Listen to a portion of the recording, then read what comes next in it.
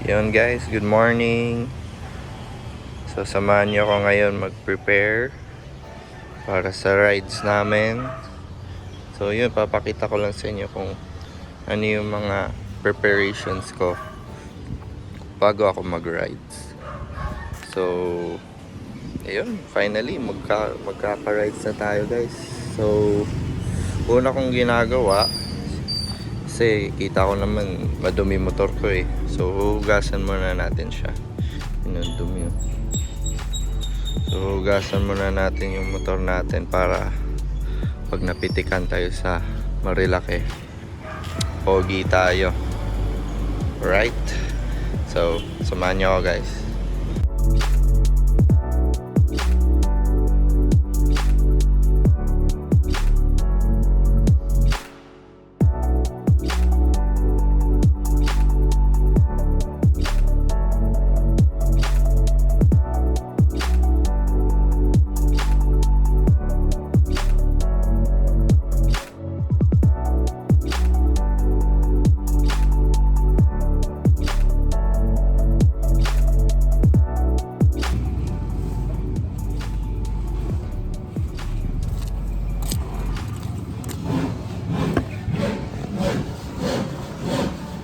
So yun guys, tapos na tayo maghugas.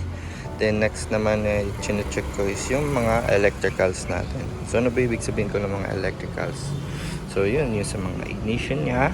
Ito, start natin. Yun, okay naman. So start natin. Okay, i-start naman, smooth naman yung start nya. Then next ko chine-check is yung busina nya. Yun, okay naman yung busina. Next naman is yung signal lights natin. So, una natin sa left side nya. Okay naman. Okay. Tapos next naman is yung right. Okay naman yung right. Okay then. So, next try naman natin yung hazard light. Yan, okay naman yung hazard. Okay then. So next naman is yung sa ilaw natin, headlight. So check natin yung high nya. Okay. Tapos passing. Next passing yung mini driving natin.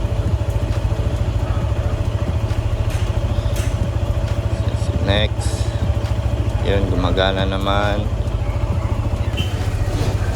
Sa brakes natin, okay pa naman, makapal pa yung brake pads natin. Ilaw din yung brake light. Okay. Yung DCS, no? Yun, okay na yung electricals natin. So patay na natin ulit. So next ko naman na chine-check guys kung may mga maluluwag na parts or yung umaalog. So ayun, nakakairita sa atin yung mga riders pag may naririnig tayong umaalog habang nagra-ride. And goods din na chine-check natin kasi baka lumuwag na yung mga screws nya. Hindi natin pansin na mahuhulog na pala. So yun, check natin kung mga lumuwag ba, umaalog.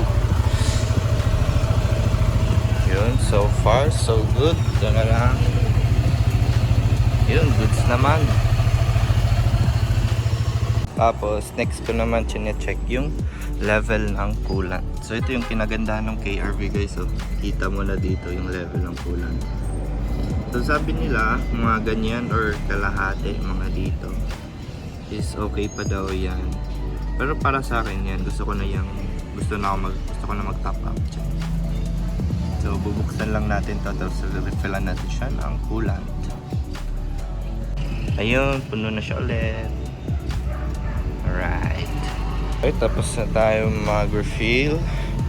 Then next naman, check natin is yung tire pressure natin. So wala naman tayong pang check ng tire pressure, so kamay-kamay na lang natin. So ito okay naman. Din sa likod.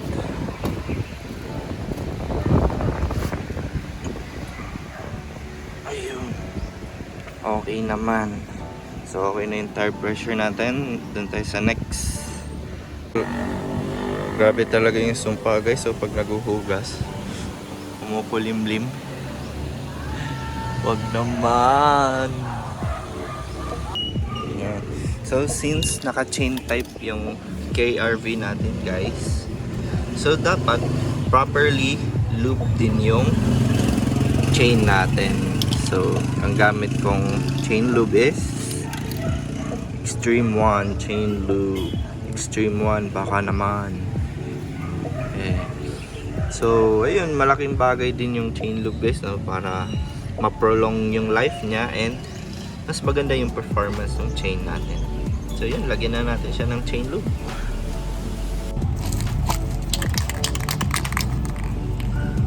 Baka naman.